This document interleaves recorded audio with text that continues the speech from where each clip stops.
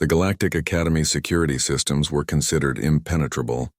47 layers of biometric scanning, quantum locked doors, and AI surveillance that could track a dust particle across 3 star systems. Yet somehow, every single week, Princess Arlara and her younger sisters managed to bypass all of it. And every single week, they ended up in the same place. General Marcus Venn's cluttered desk on Earth. Marcus had retired from the Terran Defense Force 5 years ago, trading battlefields for a quiet life in the Rocky Mountains. His cabin was modest, wooden walls covered in faded military commendations, a fireplace that crackled during cold nights, and a desk positioned by the window where he could watch the sunrise while drinking terrible coffee. He'd expected peace. Instead, he got alien royalty. The first time it happened, Marcus thought he was hallucinating. He'd woken at 600 hours as usual, shuffled to his desk with his mug, and found 3 wolf-like aliens curled up on his paperwork. Their fur shimmered with bioluminescent patterns, silver and blue against midnight black. The largest one, Arlara, had opened one golden eye and yawned, revealing rows of sharp teeth. "Good morning, General Venn," she'd said in perfect English. Her voice aristocratic despite the early hour. Marcus had dropped his coffee. That was 6 months ago. Now it was routine. "Academy called again," Marcus muttered, stepping over Arlara's tail as he approached his desk this particular Tuesday morning. The princess was sprawled across his keyboard, while her 2 younger sisters, Shakira and Tavala, were nested in his inbox tray and atop his reading lamp, respectively. Arlara stretched languidly. "Did they? How tedious, they're threatening to involve your mother this time, the Empress herself." Marcus sat down heavily in his chair, nudging the princess's paw off his mouse. "You realize she commands half the known galaxy's military forces, right? Precisely why she's too busy to deal with Academy truancy reports." Arlara's ears twitched with amusement. "Besides, she already knows." What? "Mother thinks it's character building. Says you're good for us." The princess finally moved, hopping down to the floor with feline grace despite her lupine features. Something about humans having a peculiar form of common sense that most species lack. Marcus rubbed his temples. This was giving him a headache worse than the time he'd negotiated a ceasefire with the Krellian hive mind. "Why here? Why my desk? The Academy's on Andromeda Station. That's 40,000 light-years away. You're breaking probably a dozen interstellar laws just getting here." Shakira, the middle sister, finally spoke up from the inbox tray. Her voice was softer than Arlara's, almost shy. "You tell good stories." "Stories? About your war," Tavala added from her perch on the lamp. She was the youngest, barely adolescent by their species standards. The Battle of Proxima, the Siege of Kepler 442, how humanity held the line against the Devourers when every other species had fled or surrendered. Marcus felt something tighten in his chest. Those weren't good memories. 78% casualties. Worlds burned. Friends lost. Those aren't stories, kid. They're nightmares I still have. "Exactly," Arlara said, patting over to look up at him with those unsettling golden eyes.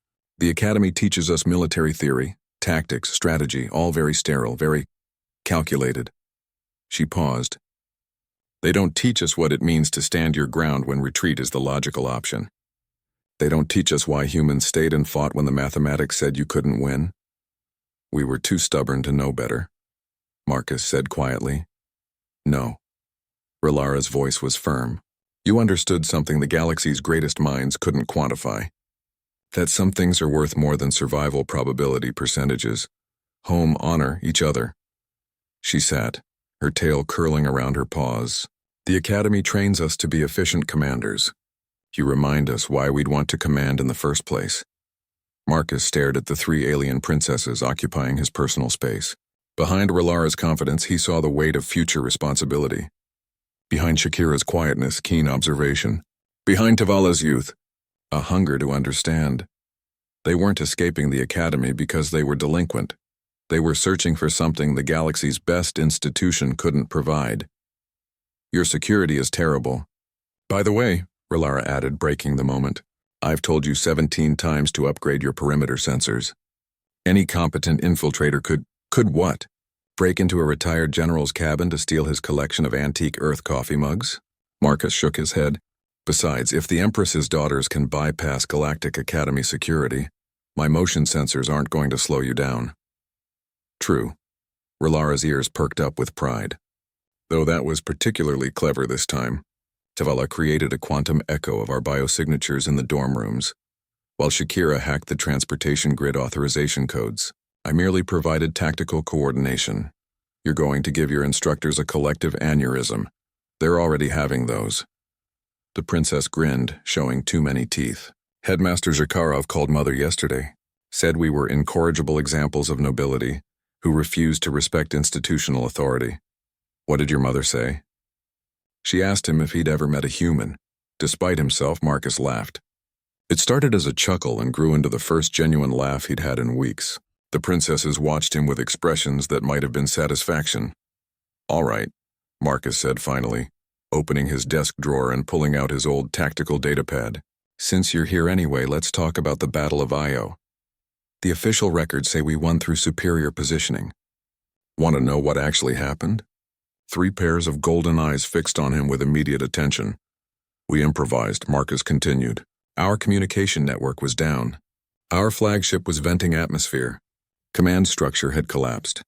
So a cargo pilot, a medical officer, and a chef coordinated the defense using nothing but emergency transponder codes and pure spite. Relara leaned forward. How? Because humans are terrifyingly good at making things up as we go along. Marcus pulled up the battle schematics. Let me show you. Outside the cabin, the morning sun climbed higher over the mountains. Inside, a retired human general taught 3 alien princesses the lessons you couldn't find in any academy. That sometimes the best tactics came from desperation, that leadership meant trusting people to surprise you, and that the real strength of humanity wasn't that they couldn't lose. It was that they refused to. When the Academy's retrieval team finally arrived that afternoon, they found the princesses asleep in a pile by the fireplace, exhausted from a day of learning what it meant to be human. Marcus was asleep too, still in his chair, datapad displaying a commendation for a cook who'd saved 10,000 lives with nothing but kitchen knives and unreasonable courage. The retrieval team leader, a long-suffering administrator named Chatak, simply sighed and made a note in his report. Located targets at General Ven's residence, again.